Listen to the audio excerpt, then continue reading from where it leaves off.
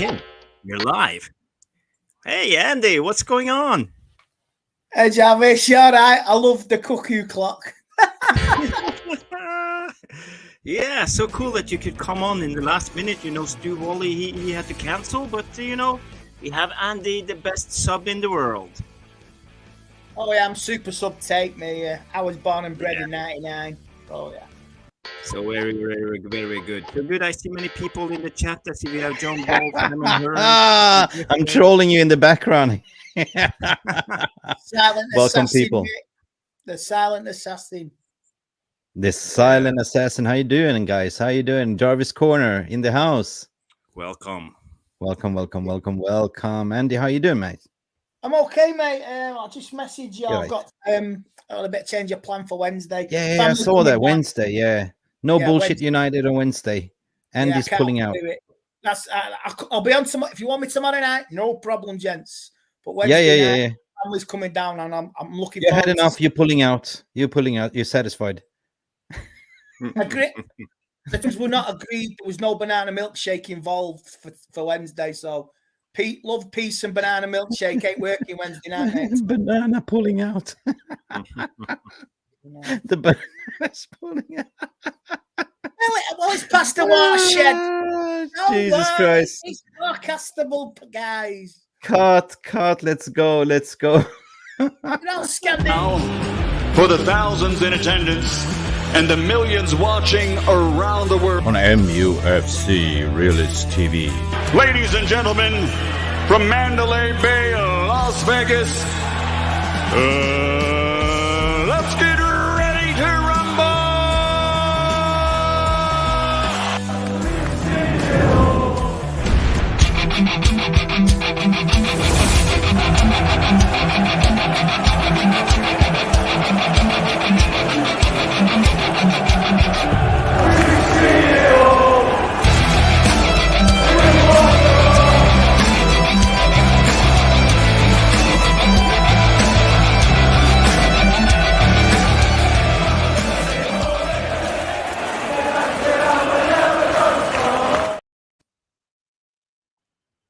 Yeah.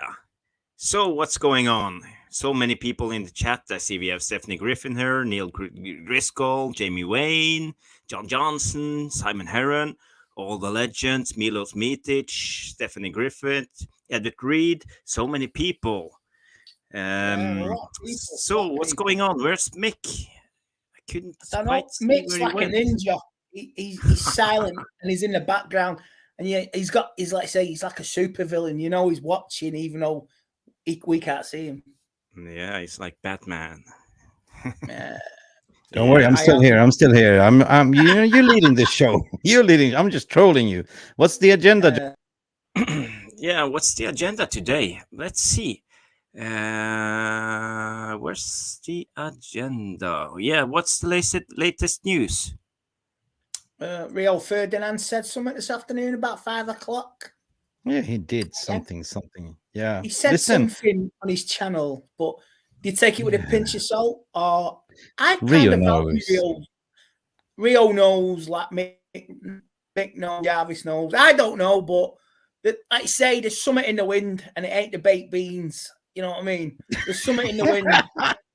He's been stinking up the locker room. Somebody's been stinking up the locker. No, but seriously. There's something definitely going on. You'd have to be daft and stupid not to think it. You know what I mean? There isn't. But there's definitely something may happen tomorrow. But it is American Independence Day, innit? So maybe it's like Qatar Freedom Day, Glazer Free Day. I don't know. Maybe it's the Qatars are basically get their exclusivity, what they've been requesting. Yep. Or maybe Sir Jim Pratcliffe comes in with another bid. He's dug even more debt. He's found more pound coins down the back of his soul. He emptied all the storage supply of Viagra. He's slapping it on the table. Coming in Stifler. In the Os piggy bank in the bedroom. So I refuse to pull out. £8 million, and so yeah. But Yeah, no. Big up to all of you in the community. VAR Room, what will we be without you? And Andy Tate just jumped in because Stuart Willie pulled the hamstring on the way, so he couldn't make it. So we have a better replacement. No offense, Stu, if you're watching. Message me later, mate. You know what I mean? So we are about to kick off the show, and we have a very, very special show today, actually. We're going to talk about who? Jarvis? I think we're going to talk a little bit about the news today. Amrabat. Yeah, Amrabat, yes, of course. For you guys that saw the brilliant video that I did this morning, it was originally posted as a members video only, but then it went public, and it was a success. It had about 3,000 views, to be honest, and I had fun making it because once you dig in, do your research, you find a lot of things about the player, and for that steel price, oh my God, you wonder, people like to go on exploration to explore diamonds and golds and silver and all that stuff. But how come they didn't find Amrabat? We'll talk about that later, to be honest. But he's about to be discovered, according to my opinion, Jarvis. Yeah. So big up to all of you. So I just want to shout out to people. Stephanie Griffith is in the house. Nigel Flynn from Ireland. Big up to you. What's the crack in Ireland? Ireland. Stephanie Griffith. Top of the morning to you. Slunjeva, Pog Mahon. Hello, everyone. Duncan is in the house. Jonathan Ball. We have our famous baller. He can dribble left. He can dribble right. He can, do through passes. Yeah. You see him there. You know what? Jonathan Ball is in the house. So, anyway, Driscoll is in the house. Neil Driscoll in the house. But it's not Stu Driscoll. It is Andy Tate. But anyway, probably preloaded messages, to be honest. Edward Reed is in the house as well. Big up to all of you.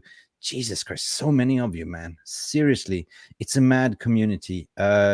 George Best is in the house. Hello, room. Hit the like button, Sir Jarvis and Big Mick. I'm quite small, I think. I don't know. I'm like a Smurf, 3 apples high. I'm 6'2". 6'2", yeah. I'm 6'2" too, yeah. 6 foot. Yeah. Oh, perfect. We can meet in the ring then. MMA fight. Yeah, we could do a celebrity deathmatch, can't we? WWE style, we could do the old retro Stone Cold and The Rock entrances. Yeah, that'd be cool. Yeah. Nice. Matty R is in the house. Are you ready, my friend? I guess you are referring to that famous tweet that was exploding by @Qatar. Good evening, Gray. 100 Shades of Grey, Andy's in the house. Yes, everyone is in the house, but what is most important thing is that you guys are in the house as well. VAR Room. Big up to all of you. So guess what? I'll let you guys be. You control the chat for a second. I'm just going to make myself a coffee, do a little bit of a change. Miloš Mitric is in the house. Dobro večer, momci. Dobro večer, Miloše, kako si? Hi, Andy. Hi, everyone. United Till I Die is back in the house. Hi, all. Hi, United Till I Die. God, I'm getting cramps here. Chris Breeze is in house. Evening, guys. Apparently, United have bud for nip it in the bud for Onana, right? Onana, nip it in the bud. No, Onana. 45 plus 5 million add-ons, and Inter have rejected it. We will talk about that, Chris Breeze. We will nip it in the bud, as what you said. Andy Cooper is in the house, one of our moderators as well. Wow. Mo Hamza, one of our moderators, also members in the house. Big up, Mick Jarvis, chat room. Welcome. Like and subscribe if you're new to the channel. Big up. That's what you're going to do, and what we will do with our thank you, Jay. Hello, boys. Jale is in the house as well with his pepperoni in one. No, it's not Jale. This is John Johnson, but he's not making pepperoni pizza. He's making potato and bacon sandwich. I like potato and bacon sandwich. You look with some salad and mayonnaise. Yeah. We will comment. Carpi, we will comment. Good evening to you, Carpi. We will comment about Rio Ferdinand. You know Rio a little bit, right, Andy? You met Rio a few times, right? Well, I've met Rio, but Stephen Allison works with him, and he's a good friend of mine. So he's got a great channel. He does great content, Stevie, for the paddock, and he works with Rio. And I forgot the other lad, what he's called, his friend, the Arsenal fan. So they do 5 in London every other week. So I think Rio does know something with what he says. He knows, but we can't. He can't reveal his sources. Our sources are red, brown, mayonnaise, mustard, and everything. But his sources are pretty good. So he knows something. And we're going to talk about it later on. Yeah, definitely. I mean, he's accurate in what Mo Hamza is saying from Qatar. I don't think Rio is accurate in his news, but maybe he has some news that we don't have. Let's wait and see. That's the thing, Mo Hamza. You know, you might sit on certain information from trusted sources. What you say, mustard, mint, mingen. You know what I mean? And those trusted sources, you tell you certain things that, you know, you don't want to spread. You can sit on that. That's called integrity in a way. So even if he knows, as a fan, he can only express himself and he can give out certain leads, clues. So I trust the Rio 100%. In Rio, we trust with the Vida. Remember, what a partnership. Andy Cooper, hey, ya fellas, you back? Fatty's back in the house as well. Wicked. Big up Fatty as well. Skinny Fatty. Hello, everyone. Hey. Sinky. I don't know why I call it Siniki. Sinikin. God, change your name. I'm dyslexic. I call you Sinky. Helsinki. Gaming Simp is in the house as well. Hey. Gaming Simp, it's been a while, man. Fred Jojo.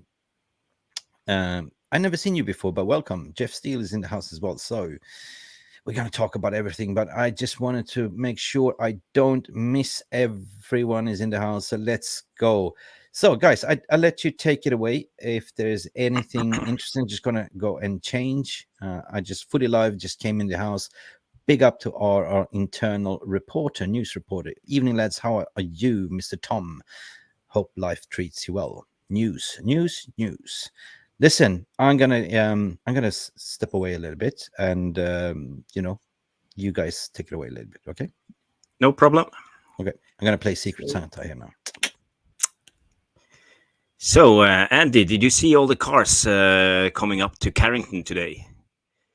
I've seen pictures. I've seen them all coming back, and it'll be the usual PR stuff and all that. Back for training, back for work, working hard. Let's finish better.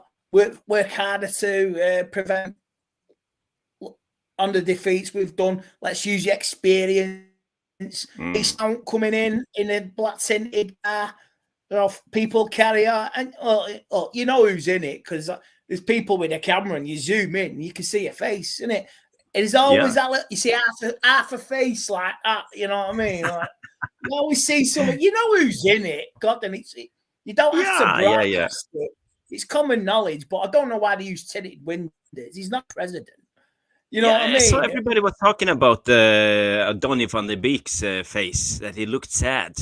Did you see it? The picture? He was like, no, man. Like he said, maybe he's just come back today and he's been pulled into the office. Is Eric Ten Hag back? Yeah, I think he is back in there. So yeah, he should be back. Yeah, seen that. Yeah, he might have had some bad news. He might have been told, "Here's your P45, you surplus to requirements. We love you, mate, but." He's going to have there'll be a few chats this week with Eric Ten Hag for a few players, and maybe Donny had this today. And I've heard Harry Maguire as well. He's going to have a chat as well. So I would say the players coming through, who, like I say, have come through today, one or two of them may be like looking at the futures and have that little chat. Can you come to the office? You know what I mean? Or, let's take a walk. Let's take a walk across the pitches. You know what I mean? Let's take a walk across Carrington pitches. You know, away from prying eyes, and there's a cameraman zooming in behind the bushes. Did you hear something? I heard a bird. I heard a cuckoo, yeah. Cuckoo. What's going on? Where's Mick? Gremlins in the system, innit? It's bugs and all that, you know. I think he's changing. He's going to present the latest news, maybe.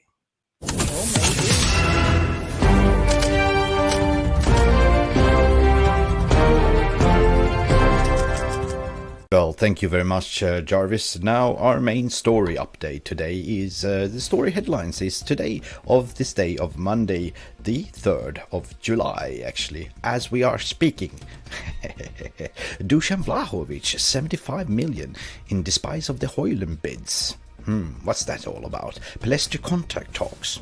We're gonna dive into that as well. Harry Maguire refused to leave Carrington and Old Trafford. Why? Why? Can somebody get my van and pick him up and just ship him off to Timbuktu, please? Oh, no, not really. Okay. Expensive is... Fuel is too expensive, I guess. Okay, yeah, I understand. Fair enough. Okay, and Onana. What's my name? 50 million. Negotiation. Has there been any bids? And many, many more. Stick around. Let's dive right into it. Story starts like this. While Manchester United are preparing a bid, a second bid or third bid or whatever that is, for 40 million to sign Rasmus Højlund, Atalanta refused to budge. While Dusan Vlahović has been then offered to Manchester United from Juventus for 75 million euros for the MUFC priority still to sign Rasmus Højlund. Ten Hag likes Vlahović, but he will not switch targets.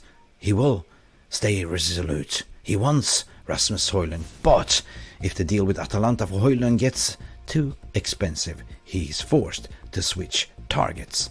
Simple as that. Manchester United are in talks with Facundo Pellistri, our own star boy wonder, Mr. Pellistri, over an improved long-term contract. Erik ten Hag sees him as a big plan of his future. He's a big fan of him, according to Rich Fay. Hang on, he's a big fan. He's his coach. Interesting. Now, more to some further shitty news and PTS news. According to Manchester United fanbase, Manchester United are desperate to sell Harry Maguire. Harry simply doesn't want to leave. He sits there on a fat-ass contract, receiving a lot of money, not playing for Manchester United, and he thinks that Southgate will pick him. But no.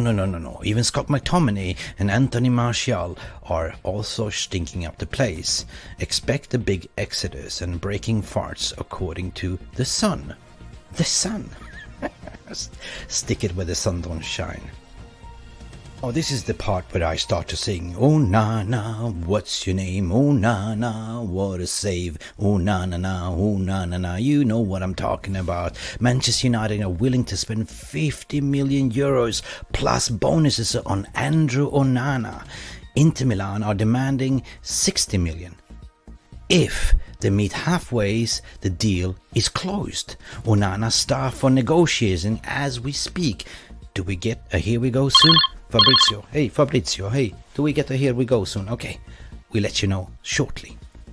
Now, another news that is breaking at the moment, because this person has been also stinking up the locker room. It's coming out straight from Erik ten Hag's look the cow in the ass. Erik ten Hag is hopefully the Manchester United can offload Fred to Fulham for £50 million. That is according also to The Sun.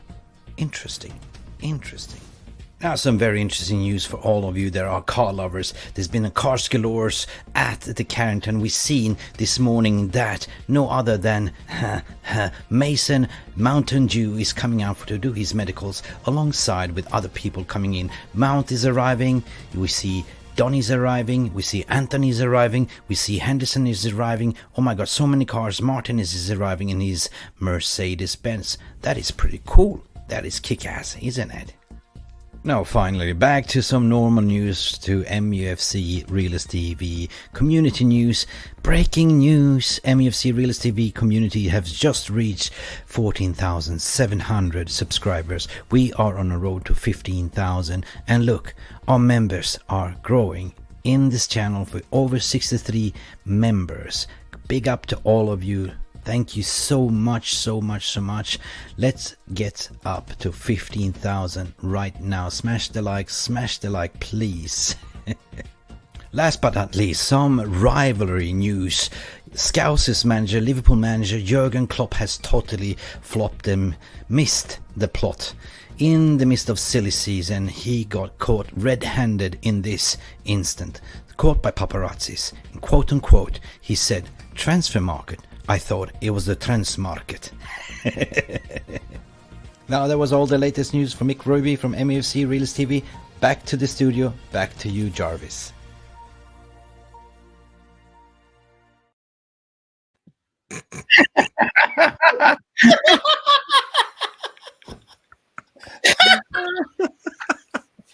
pretty good, that man. That's brilliant.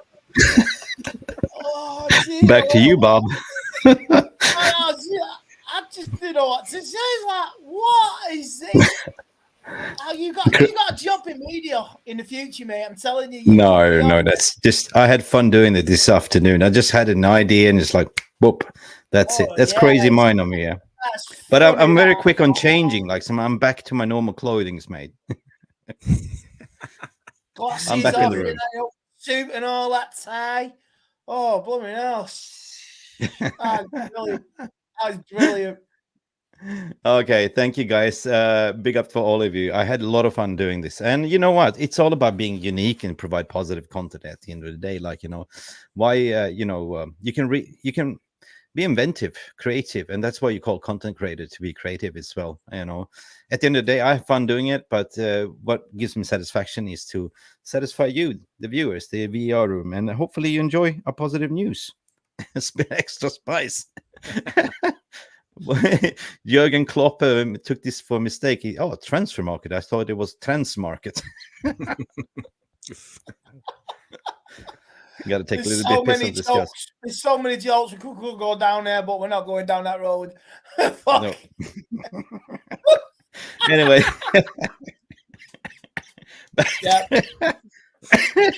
Back to some serious, because it's Monday. So hopefully that would shake off a little bit of the Monday blues, a little bit of an icebreaker. So let's get on to the serious stuff, right? So regarding the news that came out today, comedy, says people. Yeah, I do have a journalistic background, though, but I have a sense of humor too. Seriously, we saw a lot of cars coming in today. Apparently, what I heard from the grapevine as well, that he passed his medical today, Mason Mount as well. So officially, we'll announce. Here we go, very, very soon. But it is like when you already know the guy's going to join, so it is almost just like, oh, whatever, move on. Yeah. Regarding the other news, Jarvis, what's going on? Like Fred going out for 20 million. Is that a good bargain for Fulham? Yeah, Fred for 20 million. I'll take it. He's about to be 30 years old, and he has a yo-yo season as usual, up and down, and we never know what we're going to get with him. So I'm okay with selling Fred, and with the rumors of Amrabat as his replacement, that will be excellent. Yeah, the money we're going to talk about it. The money will be used straight away to fund that bid. Definitely. Yeah. Darren Scott is saying, breaking news, Tate caught with his pants around his ankles after spending £170 million on Havertz and Rice. Yeah, that's mad, right? That is mad. What else? Okay, the bidding situation. This sounds a little bit from the transfer journalists coming out now. They've been reporting on the takeover news, so they're now saying bidding. That was never before, bidding before it was offered. Have you noticed how they changed the word to bidding? Manchester United put in a second bid. Usually say second offer. Yeah, but it's an auction.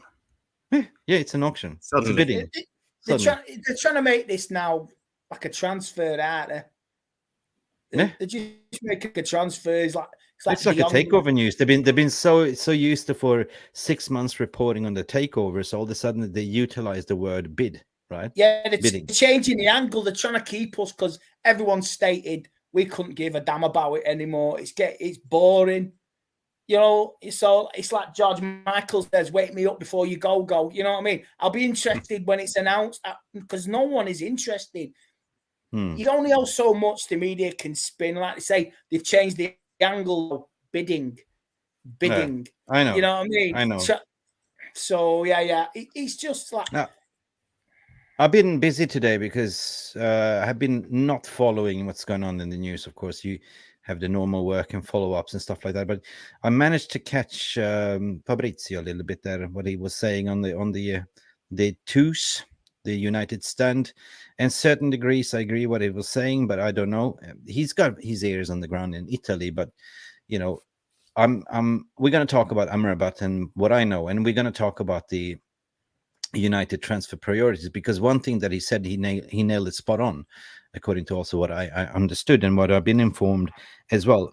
Of course, we the priority right now, is per my understanding, Jarvis and Andy, is to get the Onana over the line, and the striker is the priorities. When people are talking about the second midfielder, and if they're talking about the centre back position, that is something that they are, in that case, will revisit end of this month as well, right, to see how things going. But we know that the priority is the striker. And is Atlanta taking the piss out of it? Like, for a, I mean, I don't mind. I see something very special in Rasmus Højlund, but at the end of the day, like, it's pretty much Manchester United pulling the other way, utilizing media to say, hey, you know what, we're not going to pay silly money for you. Here's one that is more proven, 70 million. We're willing to go for that way. But what's your take on them trying to sell somebody that just came like in the middle of the season, hasn't been proven? They want 70 million, 80 million. He's a star in the making, and I can understand that they see the value in him, but it's, you got to prove it. Yeah. Andy. Who's bigging it up? Right. Who's bigging it up? Right. The guy who sold Harry Maguire to us, 80 million. Yeah. He was at Leicester, and he was like I know that. director, and now he's at Atalanta. So basically, he's trying to have us over a barrel and trying to do us again. Yeah. He's bigging up. He's trying to rake in as much as he can. So United are not going to be. I mentioned his name so many times on this channel, and I keep forgetting it. What's his name? Pemberton, something like that. He was at Leicester, correct? Yeah, and United's not going to be played twice, because seriously, we're not going to be paying 80 million for a very good prospect who might not turn out to be a good prospect. Yeah. I mean, the only thing going for him, he's got the same name, little bit of a difference as a certain Norwegian. Haaland. Yeah. But that's the only thing going for him. It's Højlund. So Højlund. Højlund. Perfect Danish. Højlund. Højlund. Danish bacon. Or after a big night. Or after a big Friday night, like, after your pub, Andy, we have a super chat for Sync N1. Andy, what are you doing next year? Title what? Well, it all depends what we're doing now, boys, isn't it? It's where do you want to go? What do you want to do? Can we move on? Are we going to have the Mourinho syndrome 2.0? If you remember, we won the League Cup. We won the Carabao Cup. League Cup and Europa League, and we were supposed to push on, and we didn't. And we had a stinker of a season, even though we finished second and lost the FA Cup final, finished 20-odd points, 19 points behind City. And the following summer, he wanted to push on again, but he wasn't backed. And we all know what happened with Mourinho that season. He went just before Christmas. So this is what I'm scared of. Any good stuff that we get, any momentum, is in danger now of just evaporating. Any good stuff we've had, I don't want it. I still want to keep this going. And this is where the PR, they have to push this and spin this positivity. Now that everyone's back at Carrington, they'll try and wig us in again with the emojis, fist pumping, team building. I don't want to see it, mate. I want to see signings. So it's just about expectations for next year. Top 4, maybe again, or top 5. If you finish 5th, I know it's crazy, but if you finish 5th now, you get Champions League with your previous record. It's an award, isn't it? So anybody finishes 5th will be considered for the Champions League. So Champions League and a cup again, I'm all for it. Definitely. Yeah. Andy Cooper, I look like Steven Seagal without the ponytail. Actually, I'm growing a ponytail. Are you a chef? I'm not, but I'm You're not a chef. You're not butter. Steven Seagal's chef, because, like you say, you're always under siege, aren't you? Definitely always under siege. Not under siege, 100%. Yeah, no, it's, you got a guy's point there, Lex. You know what? It all depends what happens in the transfer market this season. Actually, this is a breaking moment for Erik ten Hag. Jarvis, what's your take on what Andy was saying? Like, the transfer market is make and break this season for Erik ten Hag. Yeah, in a way it's make or break, but I don't have too much expectations for next season. I don't think we will compete for the title.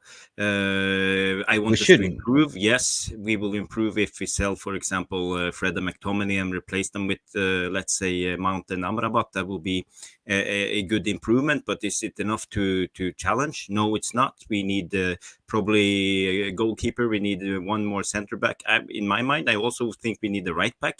And 2 strikers and maybe a replacement right wing also to be a complete team. Everything takes time. It takes a long time to build a team and a squad. So we have to be realistic about it. Next year will be the next step. I hope we can let's say just be 10 points behind the winner. That will be an improvement, and maybe we can advance in the Champions League to the final stages, maybe a quarterfinal, hopefully a semifinal. That will be a success in my mind, because we got to be realistic. Ten Hag is not a magician. He's a manager. He can do good stuff, but he can't do magic. So that's the way it is. I'm a realist. No, I am. Yeah, that's good because we are here to give real opinions. For me, I mean, we're Manchester United. Why shouldn't we challenge? Like we should think like that elite mentality, the old Manchester United of the old. And for me, it's like finish better than the third, or at least that is the milestone. Because Erik ten Hag set the milestone. I mean, he overachieved basically what he had. So I'm excited with the transfer window in a sense that, at least he will get the place that he wants. Hopefully. I wish. But I have a sneaky feeling it will be a good summer window, to be honest. Because there was a report about Tchouaméni. Some people call it BS. But still, we have a very, very good relationship with Real Madrid. And they have a little bit of a surplus of requirement. They bought in Bellingham. They're stacked in the midfield. So potentially a loan to buy. I don't know. But a Tchouaméni, 100%, man. Seriously. Remember, we bought Varane from Real Madrid. We also got Casemiro as well. So we have a good relationship. And you remember, it only took like a week and a half to complete that deal with Casemiro last week, last year. Sorry. So for me, nobody really knows. That's the thing. Nobody knows who the targets are. We know the striker target is Højlund. And I think my personal belief is that he's going to buy in Højlund, and that's about it. And then he's probably going to retain number 11 for some reason. I have a sneaky feeling. So it's all about firepower. It's about... but for me, first, I mean, guys, agree with me when you're saying the incoming is important, but the outgoing is very, very important at this stage. Right. At this stage, I'm looking more at the outgoing because they need to clear the deadwood. Maguire needs to leave. Scott McTominay needs to leave. Fred needs to leave in order to clear that locker room to fill with fresh blood. You're talking there, them 3 players. You're talking between you get about 60 to 80 million for all 3. If you could raise that, maybe then you could get 2 more in. It's like. Do you get a winger, or do you get your striker, or do you just go full out? You know what? We're going to go whack a bid in for Harry Kane on deadline day, and he's like you scrap and scrap. You find all them pennies. Yeah, so, I've been consistent saying that 3 players can raise £80 million. It could get you 2. Or it could get you 1. Yeah, that's what I'm saying. That's what I'm saying. Park Harry Kane in the back pocket, in the back burner, right? You got the number of Daniel Levy. He knows, right? Revisit at the end of the window, at the end of July, pretty much. You're not going to get Harry Kane in for a preseason. You get Mason Mount in, you get Onana in, and hopefully you get a midfielder in. But regarding the striker target, United knows the striker target. They know, okay, get an Osman, get a Harry Kane. But it all depends on when Sheikh Yassim is taking over as well, right? Because currently you're only operating on the credit line, what's available. As soon as Sheikh Yassim comes in and pledges the funds, then you can go and attack. Attack. Of course you can. I mean, if Sheikh Yassim comes in, say with a day to go, right? You've got 150 million. Get 2, 3. Just change the team. It could happen. It really could happen. Or we're restricted. All we've got, if he comes in, it wipes the debt clean. It's a 50 million save with Adidas as well in it. We save up 50 million. So maybe use that money to get a player in or use it. Yeah. So it's definitely it's a goer. It's a goer to, like say, if we don't do anything in this transfer window, I think January, where we are in a position in the league, where we are in the cups, I think we may do something in January. We never do. But like I say, if we've got new owners, we've got new ideas.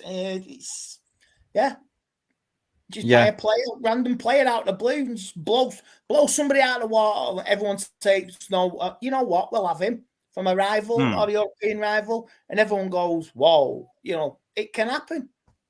Yeah.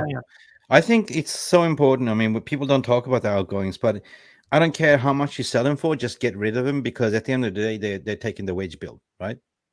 Because when you look at the FFP, I'm tired of talking about this FFP. It's not much as how much you pay for them. It's much how much burden it is for your economy, like in the overall wage bill. So big up to Fatty Donuts in the house. We need something in this transfer window, as the season is a write-off. No?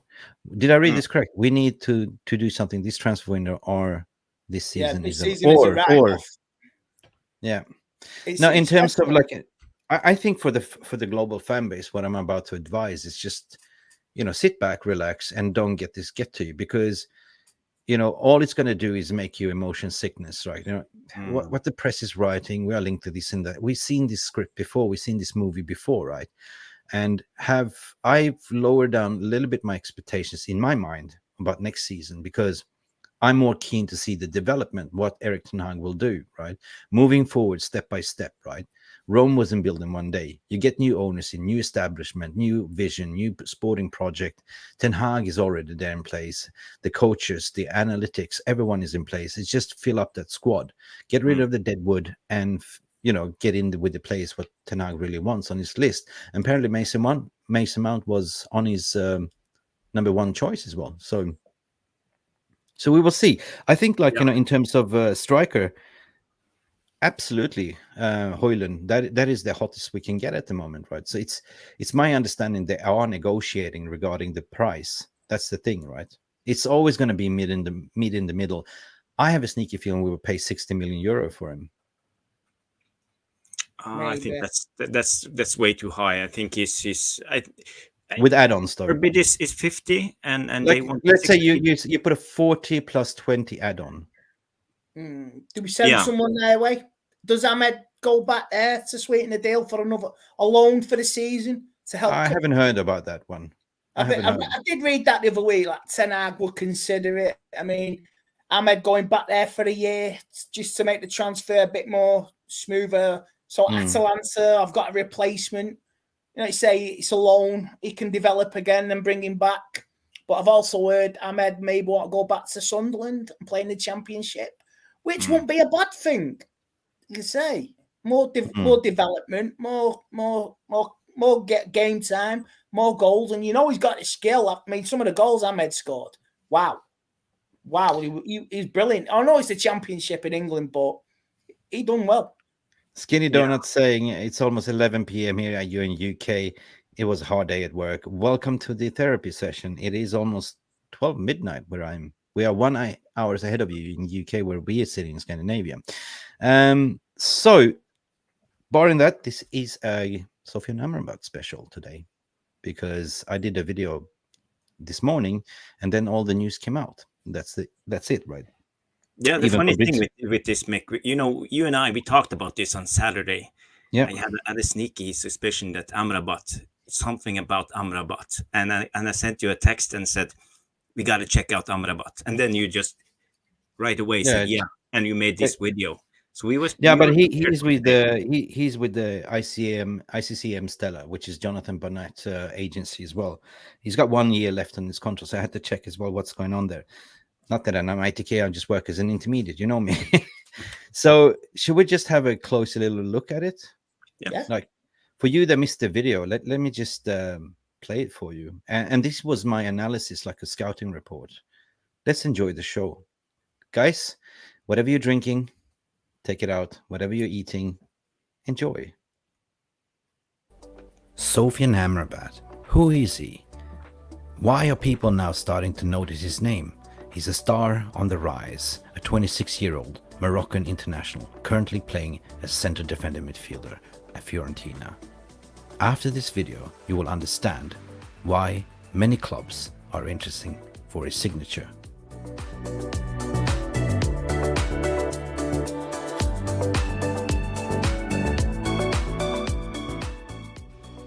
Sofyan Amrabat is known for his versatile playing style.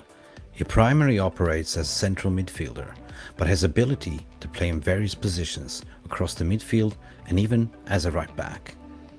His technical skills, athleticism, and strong work ethics make him an asset to any team. And yes, he is a constant goal threat outside the 6-yard box. And that is why I believe he is the perfect midfielder. Defensively, Amrabat is tenacious and strong in the tackle. He possesses great physicality, which allows him to win duels and regain possession efficiently. His possession awareness, combined with his ability to read the game, makes him the reliable shield for his team's defense. I even argue to the point that Amrabat is the perfect turbo engine midfielder that everyone wants in the field. His vision for the game to intercept passes in early stages and drive that ball further up the pitch. Hence why I find it remarkable that he hasn't been discovered before. He has a low attacking work rate, a high defensive work rate. He can also play as a central midfielder. But he also has a lethal right foot. He hits the ball very clean and offer goal opportunities. His highest stats are balance, composure, ball control, short passing, and strength. That is his strongest attribute. Amrabat is exceptional in ball control and possesses impressive dribbling attributes. He's capable of driving through the midfield with ease and creating opportunities for his teammates. His vision, his passing range are also noteworthy, where he's making short invisible passes to break through the defensive lines or playing long accurate balls to switch off the play. Furthermore, Amrabat is known for his high work rate and stamina, allowing him to cover a lot of ground throughout the match. His tireless efforts both offensively and defensively make him an excellent box-to-box midfielder.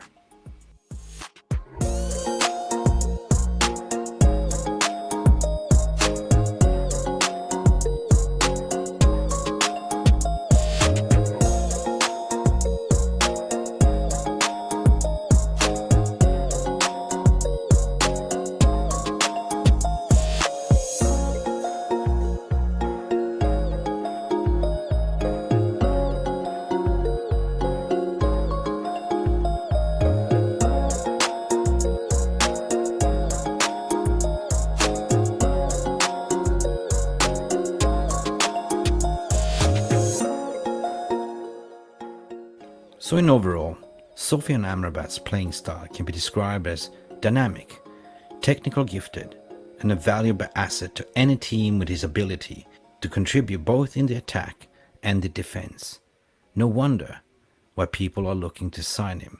With 48 caps for his country, Morocco, and a contract expiring with Fiorentina June the 30th, 2024, with 1 year left in his contract on a market value of 30 million euro, I believe that this is a bargain to pick up. I believe that Sofyan Amrabat is the perfect midfielder for anyone that is looking for the similar attributes like of Declan Rice, Frankie de Jong, and many more. Sofyan Amrabat is the total package. Currently, of this day of recording, many clubs in the Premier League especially are looking for a central midfielder or central defensive midfielder. Will the likes of Manchester United and Sofyan Amrabat be a perfect match with Erik ten Hag? 100% I will believe so. For a lesser price, with the great attributes, with a great turbo engine, with a great athleticism and great interceptions of the ball, Sofyan Amrabat is a star in the making. Personally, I'll be shocked if somebody doesn't pick up this hidden talent. It's a diamond in the rough and a perfect signing.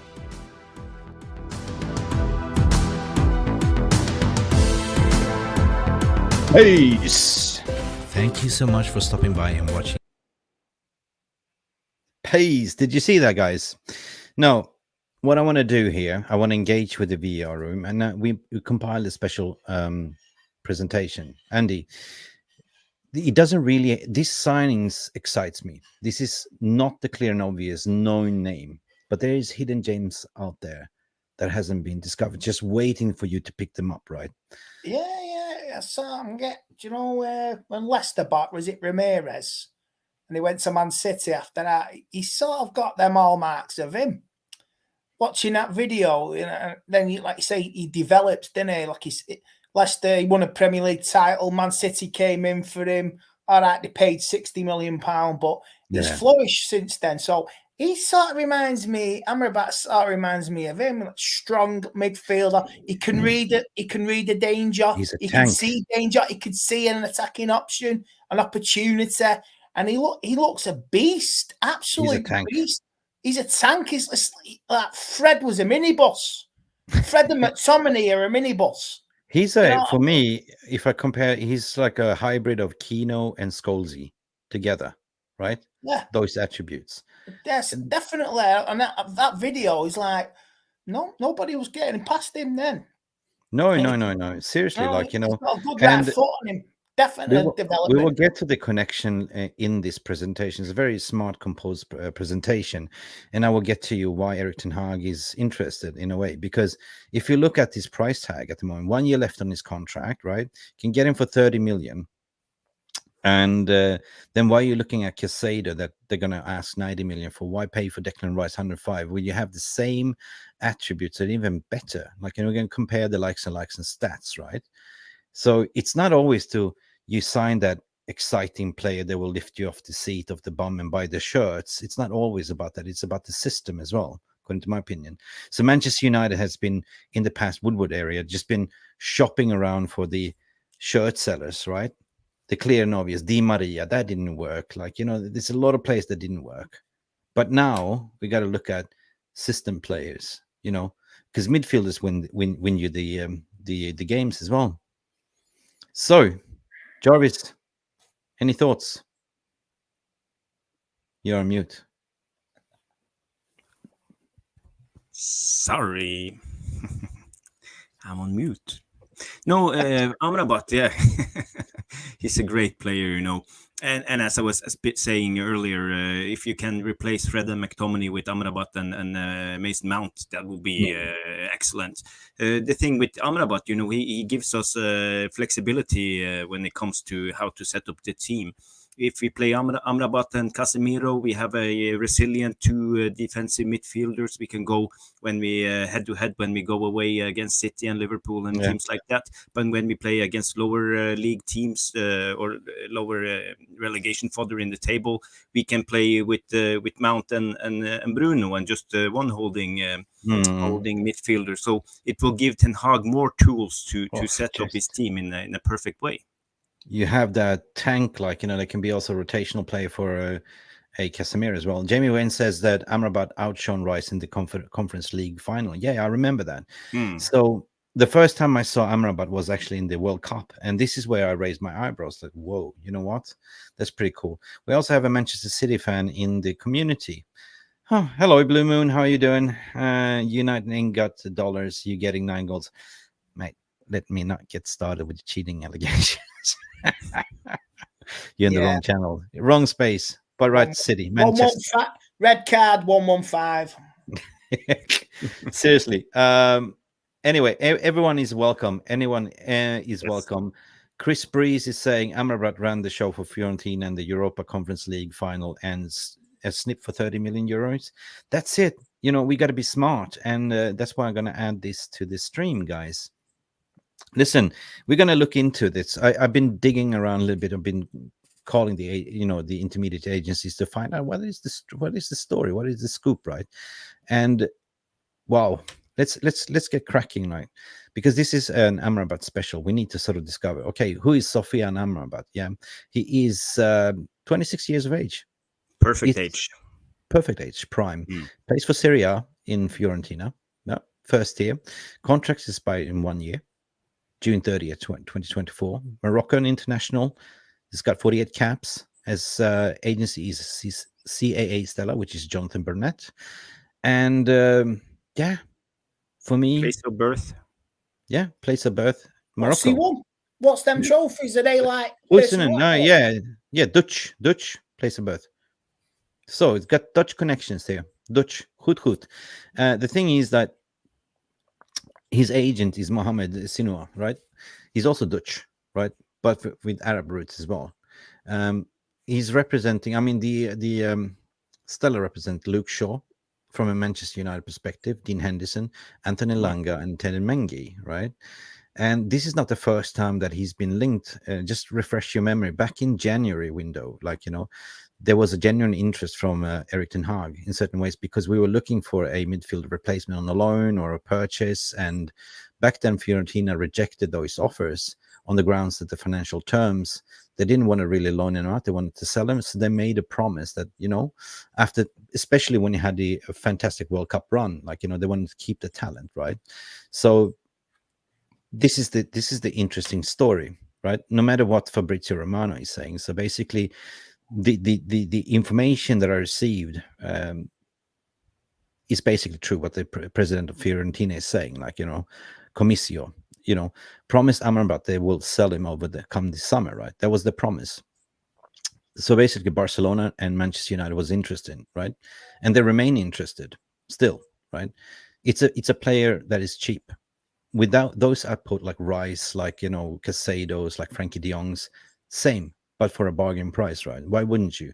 PSG and Atletico Madrid has also eyeballed him a little bit, but it's a little bit of a blow because Amrabat has been the steadiest player within Fiorentina this year at all, but when they bought him, actually, they bought him for 20 million back in 2020, right? There's the thing, right? And he can actually set the tempo. He plays a very possession-based system with Fiorentina. His passing and dribbling is his key attributes as well. He's a sort of a wrecking ball. We've seen that, right? I came in like a wrecking ball. So his center of the park is his domain area. We will see the heat map as well. And this is a very few commodity what players are having in the locker today. Mobility, tenacity, strength, and intelligence. So he's a very intelligent player, right? Now, moving forward, if we do a price comparison and return on investment, I like to do that, right? If we look at current price, what Declan Rice is going for, 105 million pounds, right?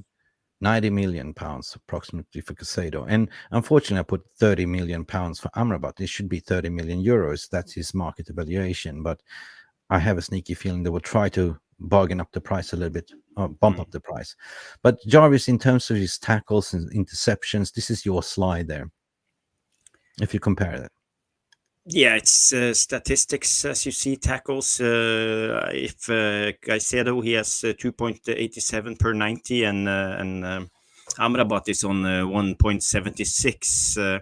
So Caicedo is a better player when it comes to intercepting the ball or tackles and stopping attacks, as it seems. I wouldn't say that being a defensive anchor is like Amrabat's strongest position, but he's more like a box-to-box, and he can play that role, but he's not a out-and-out defensive midfielder in a way.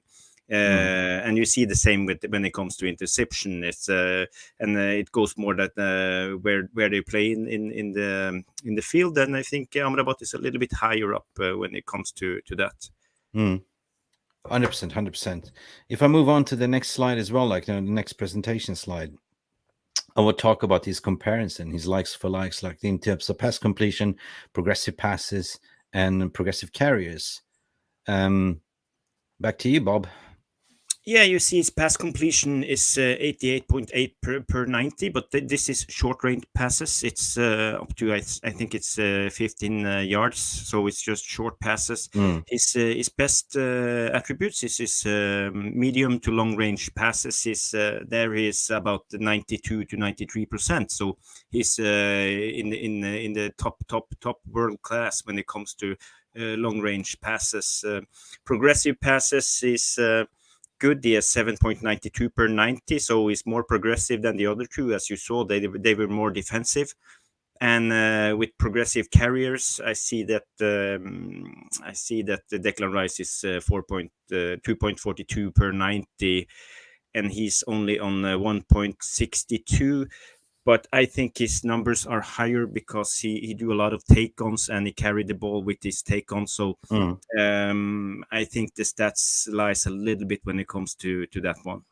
Yeah, perfect. If you look at the heat map, you can see that he's more centralized in a way. You can see that heat map over, if you're comparing to Declan Rice, if you're comparing to a Caicedo as well, he's pretty much he's a box-to-box midfielder as well, but more of a central defender. Yeah, I can definitely see that when he can say he can take a pass from Onana, move forward, and pass it straight through the heart of the midfield. And set up, like you say, he's more central. Like you say, he can push forward, and he can see what's coming to cut back as well, this oncoming danger. So yeah, interesting. Yeah. But as you see, then Caicedo, we're covering a little bit more ground than Amrabat, but Amrabat is more centrally when he plays.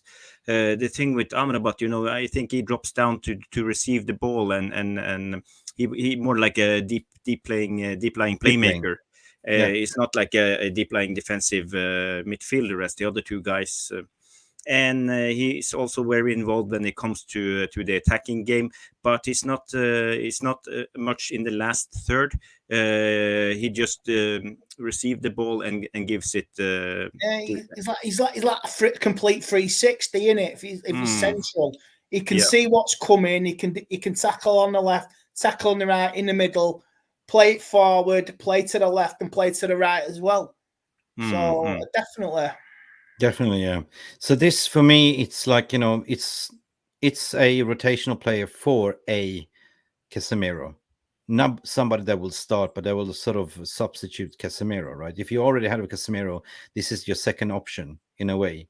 People often look at, we need a number 8. Well, we already got a number 8, left side a number 8. We just need to buy a cheaper version of a Casemiro. And why would you then spend 105 million on Declan Rice, right? That's a commodity. 90 million for Caicedo, I get it. When you can get it, the same attributes in Amrabat, right? And relax, like all I'm saying is that we're looking at options. It's not, it's Ten Hag's choice, but we're just presenting you like, the return on investment in terms of the player's attributes comparing the price.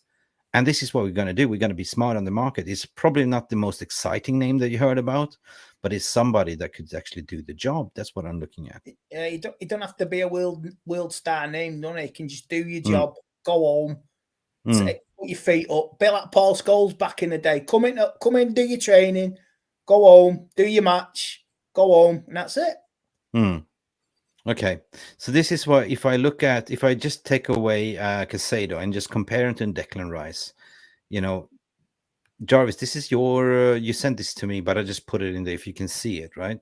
Yeah, I see it. As you can see, for example, on the long pass accuracy, he's on 79.7, and Declan Rice is on 67.7. So there's more than 10% improvement on Amrabat on long pass accuracy, and that's a key factor for a deep lying playmaker. Especially if we are going to buy, for example, Højlund, and we have Rashford, because we want to play out from the back. We want to drag the other team higher up, so we have room behind for our runners to go. And with Amrabat there, it will be a key for Ten Hag. As I say, his medium and long range passes is extremely accurate, but he also excels in switching play from one side to the other, which also aligns perfect with Ten Hag's tactics. Yeah, and in the fact that we have a City fan in the Manchester United space, when as soon as the title says Amrabat special, that means that you are scared we're going to take him. So that means that you're looking at him too, mate. So why are you jealous? Why are you salty? Why is it paper talk? Same with Frankie de Jong was paper talk to you as well, mate. So I know you're looking for midfielders, but listen, let's just have a banter. Let's see how it goes, right? If it's just paper talk, what are you here for? Jokes aside, Big up, and we'll still continue watching. Everyone is welcome, even if you're not a Manchester United supporter, but be prepared that the VAR Room is going to attack you. Anyway, if you look at his heat map, this is interesting, right? If you're comparing to a Declan Rice, this heat map, like, in key passes, progressive passes, this is kind of a little bit of a breakdown anyway, like, in a finer details, like, it is damn close, isn't it, Jarvis? Yeah, as you can see on this one, it's Amrabat is a little bit better on the progressive passes, but Declan Rice is better on the defensive actions and duels, and the other things are almost the same. So there's not much difference between those two players. Yeah, but the only difference is the minutes played, like, how you break this up as well. Obviously, Rice had more minutes played as well. But 100%, like, forward passes is just the same, almost like for like. He's better in the progressive carrying of the ball. Duels won percentage that you can argue based on the minutes as well, 75.4 versus 95.3. But for me, it is. Why couldn't he be like a 100 million pound player as well? That's the point what I'm trying to make. In terms of his connection, this is the most interesting thing. This is what people don't think about. Why does Erik ten Hag want him? Jarvis? Yeah, as you can see there, you see Ten Hag on. Used to be his gaffer. He's putting his hand on Amrabat's shoulder. When he was the manager of Utrecht in I think it was 2015 and 2016, and Amrabat came up from the academy of Utrecht, and Ten Hag gave him his debut and played him the first season, so and the second season, of course. So I think there's a bond between Amrabat and Ten Hag when it comes to this. And Amrabat is born in the Netherlands, and he speaks Dutch, and I think there's a connection with Ten Hag and Amrabat. So I think if Ten Hag wants him, I think he can give him a call and talk to him. And I think Ten Hag would suit. I think Amrabat would suit Ten Hag's plans perfectly. So it's just basically it's up to us and to agree a deal with Fiorentina. So if we can do that, it would be great. Here's the thing, like, I'm trying. Everything leads to the connection point, right? As what you said. This guy raised him, gave him a chance. Same with Frankie de Jong. This was in Utrecht. Why not? If you follow the player's development, this was back in Utrecht. You can see that he's 26 years old now, like, fully blown. He's a strong tank man. He's actually everything that Ten Hag looks for, right? The matter of fact that they had conversations with him in the January transfer market, and they didn't want to let him go on a loan, but to say, listen, come back in this summer.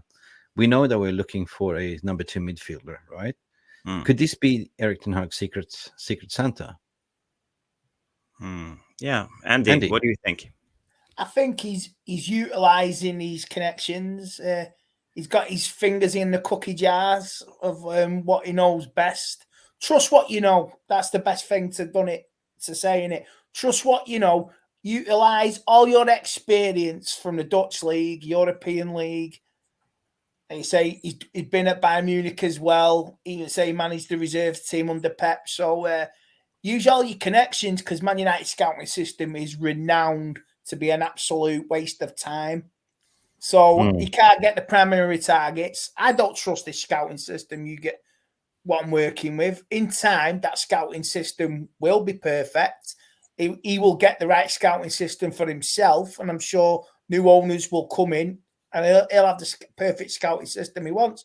But for now, he's utilising what he knows, who he knows. Like you say, even McLaren is his number 2, and he's done Dutch football as well. Yeah. So they'll know. And it's total Dutch football, 100%. Yeah, he's gone to Utrecht as well, hasn't he? So the young lad last week. So he's breaking out. He's breaking out his little file of facts, isn't he? He's ticking off. He's phoning he's WhatsApping all them mates of his, all them connections, emailing. So yeah, use what you know. Means for me, sorry. Yeah, I was just going to say another thing. it's about who needs a deep lying playmaker at the moment. He was strongly linked to Barcelona not long ago, and now Barcelona have They're on money. Yeah, so they they're have not going to get him. Gundogan and they have Frenkie de Jong. So why are they going to buy Amrabat? I can't see it happening at the moment. And Bayern Munich was linked to them, but Mick, what's his name again? The Bundesliga specialist who always is correct on his Christian Falk. Yeah, Christian Falk. I heard the Bundesliga podcast a couple of days ago, and Christian Falk said that Bayern Munich weren't interested in Amrabat. So. Big up Alien 10. I forgot to mention your name, mate. One of our moderators and members. Our scouting system is fine. It's just the owners that cannot buy the gems. No, scouting system is not all right. If you think about the last 10 years, it's been Ed Woodward. Sell us shirts. We've bought nobody on recommendations. No, I remember United was it going after Wan-Bissaka. The negotiations, Stephen Howson said this. United probably looked at a load of files and just shut their eyes and went like that. Put finger down. Oh, yeah, Wan-Bissaka, Old Trafford for United, and they just looked at him. They did do no scouting on him. Definitely, it was like probably playing FIFA and match the player to play Crystal Palace. Oh, Wan-Bissaka looks good on FIFA. Let's see if he's good in real life. And that's what United scouting system does.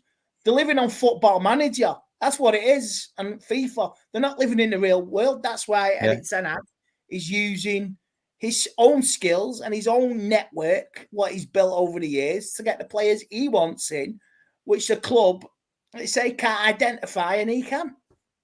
Cool. I'm just looking at Alan here, he's hiding in the forest, in the bush somewhere. I'm trying to look at your pictures. Did you just donate 5 memberships? Ooh, thank you. Wow. I don't have a gong. Boing. Legend, Alan, if you did. Boing. I didn't see it. Cool. Anyway, cool. Alan, man, did he? Alan, big up. Dying. Anyway.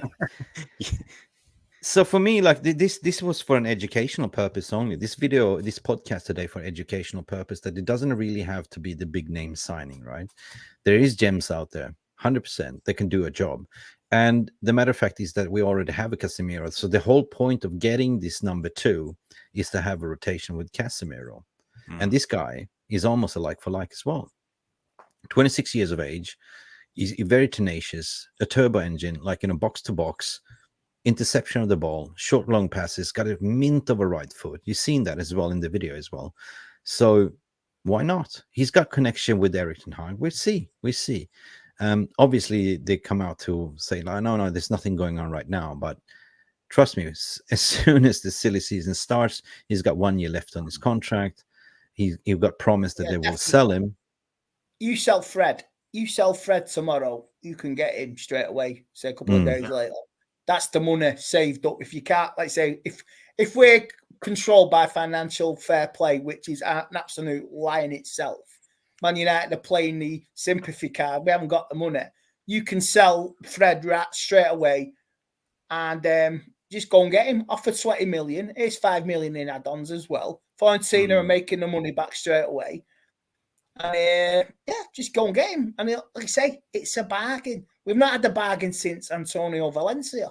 Yeah, true that. Yeah. And plus, if you're speaking on bargain as well, if you want to have squad debt, some people might say, you're crazy, Mick. But there's even rumors saying that they might retain Sabitzer for 15 million, right? As a squad rotational player. Again, depends who you sell. If you get rid of McTominay and Fred, and you bring in Amrabat and Sabitzer, it's not bad at all. It's not bad at all. Anything's better than That's McFred. A bloody upgrade on McFred. The upgrade, isn't it? So I read that the other day. That McTominay is the youngest senior professional. McTominay is not consistent. Young. 27, 28. He's 27. He's the youngest professional pro. Everyone looks up to him. He can only do it in bits. He goes to Scotland, does it. He does it for Scotland, fair play, but you got to do it week in, week out. Andy, it's like Benjamin Button. Like, people forget like how they're still calling young. He's not young. It's like He's a senior player. Yeah, like Lingard. They still think he came up from the academy like in last season. That's the thing. I remember when he came back. Was it Mourinho played him? Scott McTominay against West Ham, and he came in like that. He played like Franco Baresi. That's what somebody said. So having a laugh, you know what I mean? So that was his debut. I remember that was when Mourinho got sacked. I remember that. That was his debut season. United were playing in a pink kit. So I don't know, man. You can say I would rather have players who are trusted, and they say Ten Hag knows these players out there. Go and get them. Because anything's an upgrade. He will run for Ten Hag, 100%. Like a Rasmus Højlund, he's a mad Manchester United fan. That's the thing. So I want to do something here. Hang on a second.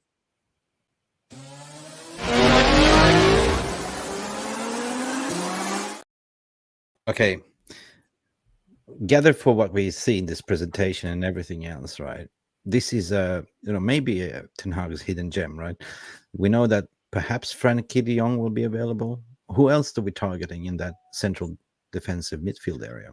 Sofyan Amrabat? A Frankie de Jong for 90? Sofyan Amrabat? We'll see. What would you give that from a scale from 1 to 10, Andy? Amrabat, I'd definitely give that an 8. 8.2. Something definitely. That is on. Definitely. Like you say, if you want to remember hidden gems, look, like I said, Leicester over the years with Ramirez, isn't it? Whatever. They did the same with Kante, didn't they? They bought Kante in and he sold him on. He won a league and he moved on to Chelsea.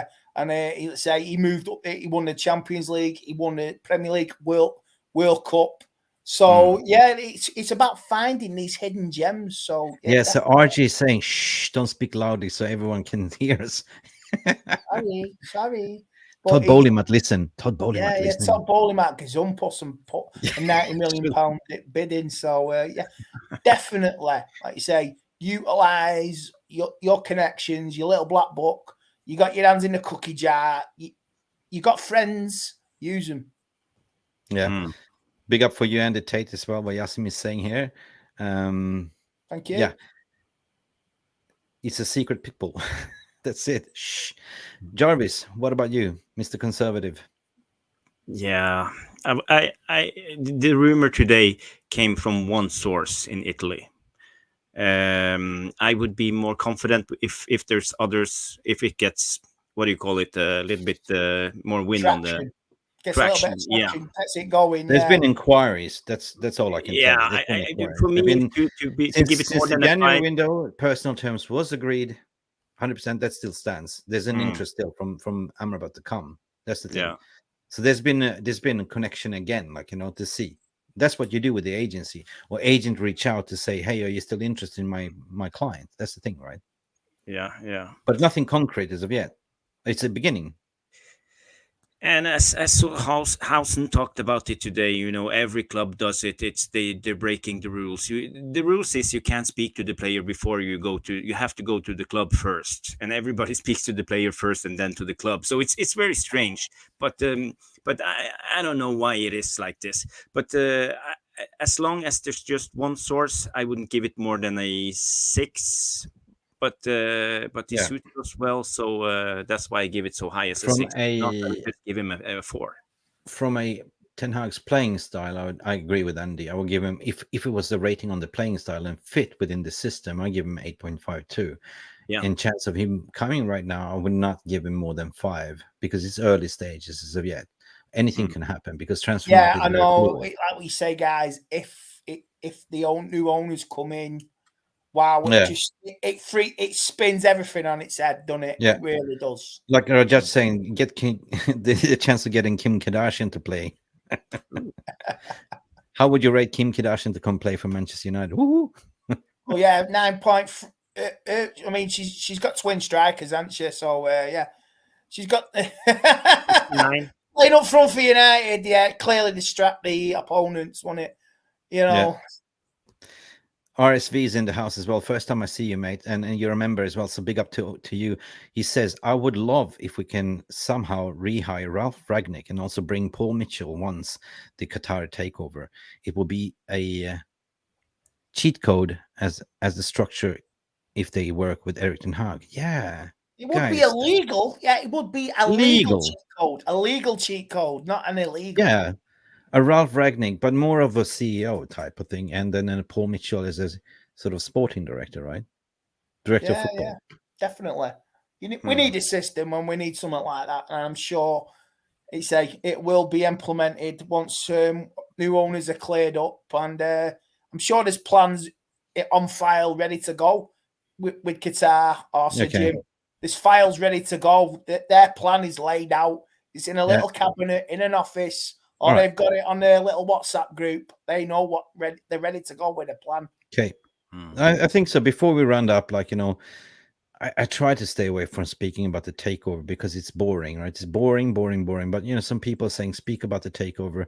What is there to say? It is what it is. We just have to wait. That's all, right? Yeah.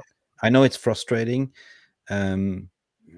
It's what's been said and done. It's just the transactional papers. I don't believe what the media spin is saying and trying to sort of bring back more clicks by saying that Ratcliffe can still take it or a minority investor. I had a 1-hour conversation with the Swedish Rumble, if you know Swedish Rumble from Twitter today. We spoke over the phone today and we spoken, and he's who he is. I cannot tell you who he is, but in a way, it's not going to happen with the minority investors. That's one thing for sure. And it's what Rio Ferdinand was saying, if you're dealing with one person, it's easy, but you're dealing with a group and there's 6 siblings that's quarreling, right? Everything has to be equally split. Papers been prepared, everything to sign. Obviously, we just have to wait and see. When will it be? I don't know. But there is no smoke without fire. That's what I'm saying. And there'll be no announcement tomorrow anyway, because the New York Stock Exchange is closed and it's Independence Day. It's the 4th of July. It's Will Smith. It's an alien day. That's what it is. So I'm not going to talk about it more than I'm going to mention one thing. I was thinking to do a special video regarding Ineos, and this is quite scary where you think, why do you want Manchester United so bad? Why you want that asset so bad? And it's not really been covered in the media. If you are Jim Ratcliffe, why are you not reading the room that nobody wants you in there? That's the thing. Ask yourself the question why. Yeah, definitely. We all know why. He's he wants why? He wants everybody on board from the media on his side. You know what I mean? So I'm sure he's putting his feelers out there. He knows who he's like. You scratch my back, I'll scratch yours to media people. You big me up. I remember, was it Kasper Schmeichel was on Sky a couple of weeks ago near the end of the season. He was on a Leicester match. And Sky took the opportunity to basically, can we talk about Ineos? And he had to, because he plays for Nice, he had to big up Ineos, didn't he? And it was an opportunity. So Sky said, you say something, we'll do something with you. So it's just about greasing your palms. Okay. I'm going to tell you something that will shock you, right?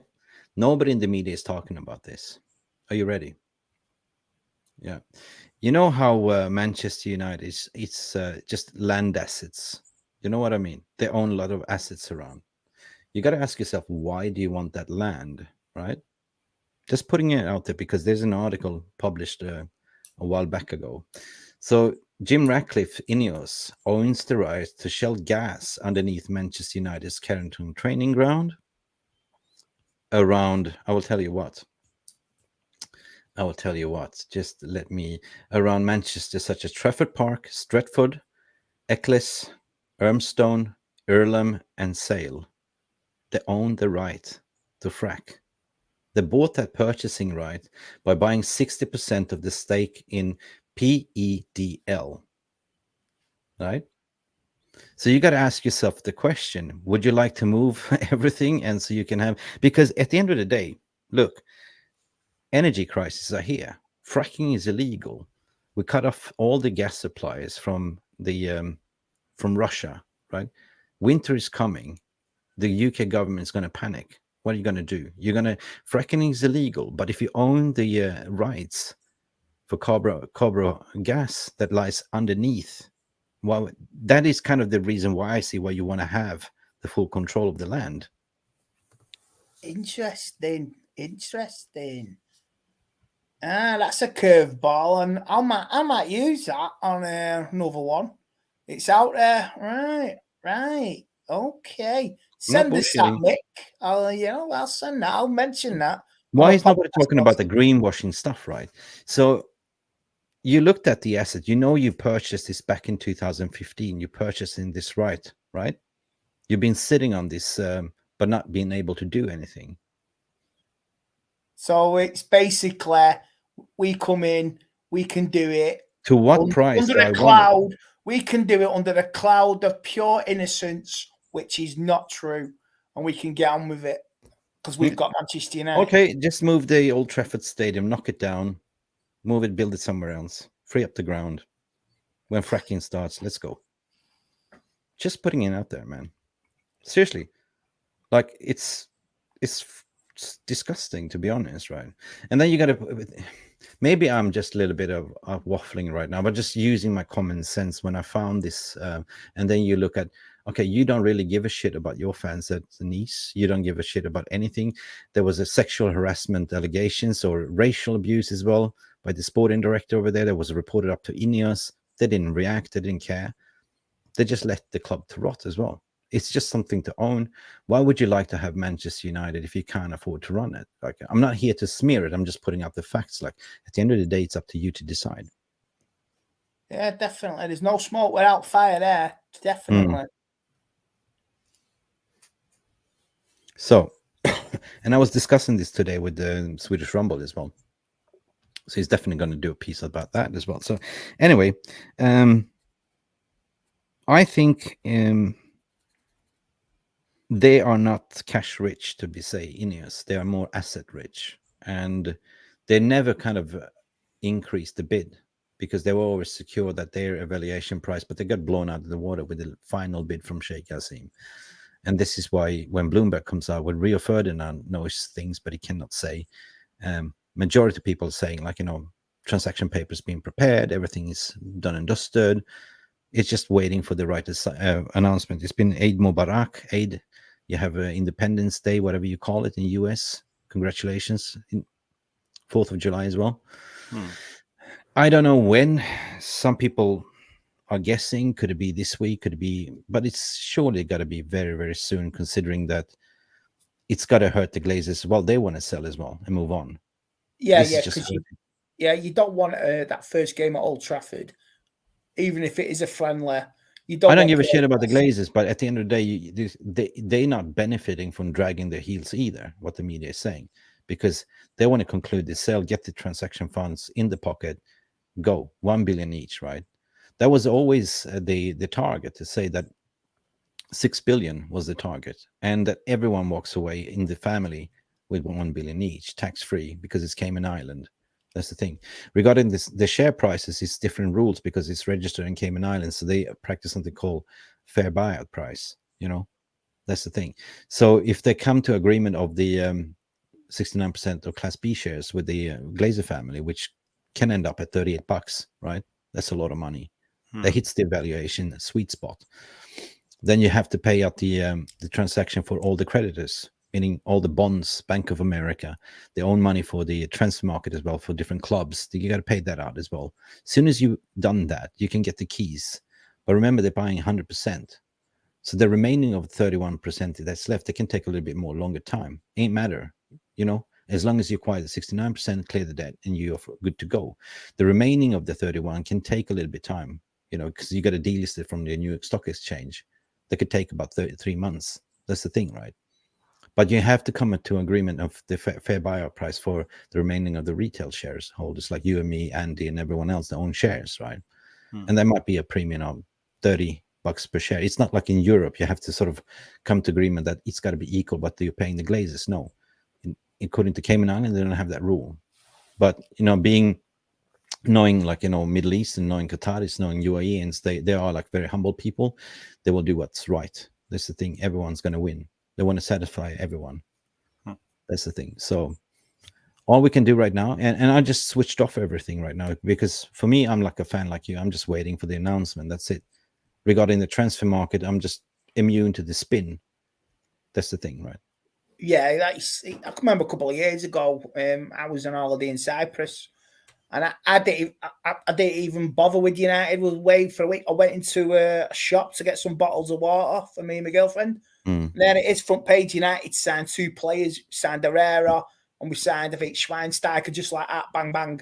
So and that just come out straight out of the news. I've seen it on the newspaper.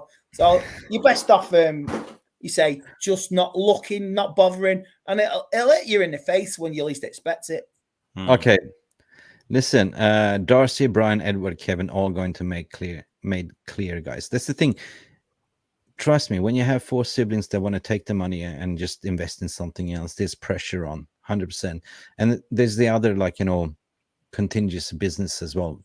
Take your money, invest. And what Qatar has offered them is to offer them a little bit of land to build a stadium, to play AFL game, Buccaneers. Darcy's on board. That's the thing. And broadcasting rights. And that is worth billions in the long run as well. That's the way it is. Jarvis, we have a request. Never gonna frack you up, never gonna frack you down.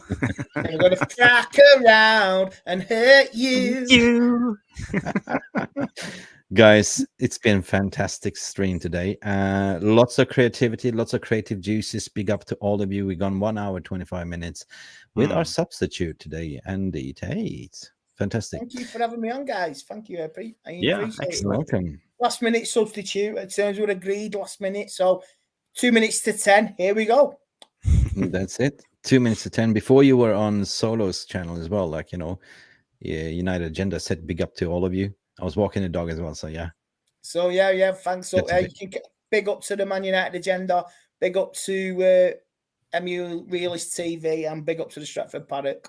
You can so Wednesday, just for people to understand, you will not be able to make No Bullshit United on Wednesday. You got some family, all right? So yeah, I've got my missus and my dog coming down. So yeah. We need a substitute, Andy. Yeah. Get us Jay Murray. Bring him in. Family time and a few beers. Don't mind that. Call up Jay Murray, substitution. Yeah, if you get Jay, I'll send Jay through. Yeah, no problem. Let's see. I need a substitute. I need a day off. Ferris Bueller's Big Day Out. Remember that movie? Oh, anyway. Yeah, definitely. Classic film. Top man, Andy. Top man. I never watched that in the 80s. I only watched that a few years ago. How mad's that? Brilliant. That's so brilliant. Guys, it is late. We had our say. We presented the case of Amrabat. What else did we do? We talked about the latest news. I played catch up, dress up. I was a news anchor. Hopefully CNN watched me and want to recruit me. Nah, I will never work for CNN, by the way. Anyway, we had our say. Big up to the VAR Room. Please don't forget to smash that hell of that like button, because we've been slaving in this kitchen here today. So please make sure. How many likes do we have? Don't let it slip under 100. And if you haven't, we are on a road to 15,000 subscribers. We are about 290 subscribers away from that number. And that is a milestone. And this is all down to you that watching our content every day. So many beautiful comments that we're receiving. I don't see much negativity. It's, we're providing real content. You feel happy. You feel you want to watch us. But this show wouldn't be anything without you, right? And Andy and Jarvis. And, nice to see you on screen, Jarvis. 100%. So it's always nice to meet you. And one day, hopefully, we can have a party, like, 99 party when we have a takeover. We all meet up and have a party. Maybe one day you two could come over Old Trafford. I can meet you outside Old Trafford. Yeah, 100%. Oh, yeah. Definitely. But I'm looking forward for that MMA fight, celebrity MMA fight. Oh, yeah, definitely. Yeah. Get on the bike, Andy. Listen, big up to all of you. It's time to close the shop. It's been Mick Ruby guessing it up together with Jarvis Cocker in Jarvis Corner. Why am I talking? This is your show, Jarvis. Because you're always talking. That's why you're talking. So please continue. Okay, he left. No, I just wanna sum up something about Amrabat that I didn't got the. We talk about the comparison with the Paul Scholes. He always use his technique to dribble out of tight situations, and Amrabat has the same dribbling skills. His take on and dribbling skills is at a high level. It's 70.2%. So he's at the same level as legends like Paul Scholes and other ones used to have. So that's why I also would like to see him, because we need ball players, people who know how to handle the ball, not threats, not hot potato, takes control of the game and dictate the tempo. So for me, Amrabat. So Maulin Patel, finish off with you. Can Agent Jarvis do the work for Højlund as well for us United fans? Please, Jarvis. And finish off with Jonathan Banana, where we always say peace, love, and bananas. But we say peace, love, go bananas. Bananas. Guys, have a nice sleep. Andy, thank you for coming on as a late substitute. I cannot thank you more than enough. You've been a great substitute. How would you rate Andy's performance today? I would give him an 8 out of 10. Actually, 9 out of 10. Solid performance, Andy. Solid performance. Big up to you. And Jarvis, I give him a 9 out of 10. Yes, always. But I'm waiting for the. What's your famous quote? You are nothing. You are a fool. You are a waste of time. Good night, people. No, it's not like that. We had our say, and we are giving back your day. That's the famous quote. Thank you. See you guys. Thank you for watching. See you, guys. See you next time. Bye. Thank you so much for stopping by and watching Mufc Realist TV. Don't forget to like and subscribe and follow us on the socials.